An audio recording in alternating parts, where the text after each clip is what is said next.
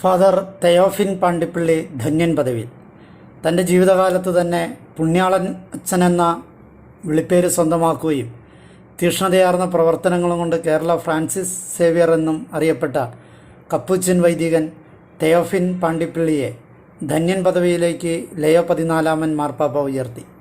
ഇത് സംബന്ധിച്ച ഡിക്രി വിശുദ്ധരുടെ നാമകരണ കാര്യാലയങ്ങൾക്കുള്ള ഡിക്കാസ്ട്രി ഫെബ്രുവരി 21 പാപ്പയുടെ അംഗീകാരത്തോടെ പ്രസിദ്ധപ്പെടുത്തി.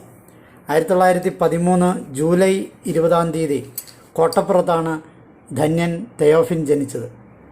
മൈക്കിൾ എന്ന പേരിൽ ജ്ഞാനസ്നാനം സ്വീകരിച്ച അദ്ദേഹം 1929 വരാപ്പുഴ അതിരൂപതയുടെ മൈനർ രൂപതാ സെമിനാരിയിൽ ചേർന്നു. തുടർന്ന് ഫ്രാൻസിസ് അസീസിയുടെ തീക്ഷ്ണമായ ജീവിതത്തെയും ആത്മീയതയെയും കുറിച്ചുള്ള ആഴത്തിലുള്ള ഗ്രാഹ്യം അദ്ദേഹത്തെ കപ്പുച്ചിൻ സന്യാസ സമൂഹത്തിലേക്ക് നയിച്ചു. 1933 ഒക്ടോബർ 31 അദ്ദേഹം കപ്പുച്ചിൻ സന്യാസ സമൂഹാംഗമായി മാറുകയും തെയോഫിൻ എന്ന നാമം സ്വീകരിക്കുകയും ചെയ്തു. 1941 ഏപ്രിൽ 20 വൈദികനായി അഭിഷേകം ചെയ്യപ്പെട്ടു.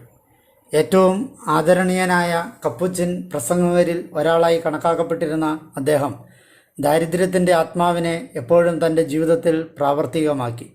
ഒരു അധ്യാപകൻ എന്ന നിലയിൽ അദ്ദേഹം എപ്പോഴും ശ്രദ്ധാലുവും വിദ്യാർത്ഥികളുടെ ആശയക്കുഴപ്പങ്ങളും സംശയങ്ങളും വ്യക്തമാക്കാൻ സന്നദ്ധനുമായിരുന്നു. 55 വർഷത്തെ ജീവിതത്തിൽ 27 വർഷവും പൗരോഹിത്യ ജീവിതത്തിനായി സ്വയം ഒഴിഞ്ഞുവെച്ചു.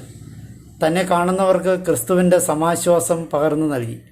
ജീവിതത്തിൻ്റെ അവസാനത്തെ 10 വർഷം അദ്ദേഹം ചെലവഴിച്ചത് പൊന്നുരുന്നിയിലെ ആശ്രമത്തിലായിരുന്നു.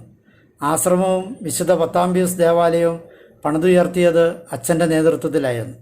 എത്ര അസുഖമായിരുന്നാലും തന്നെ ആവശ്യമുള്ളിടത്തൊക്കെ അദ്ദേഹം ഓടിയെത്തി.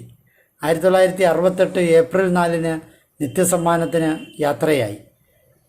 2001 ഏപ്രിൽ 5 ഫാദർ തെയോഫിനെ ദൈവദാസനായി വത്തിക്കാൻ തിരുസംഘം പ്രഖ്യാപിച്ചിരുന്നു.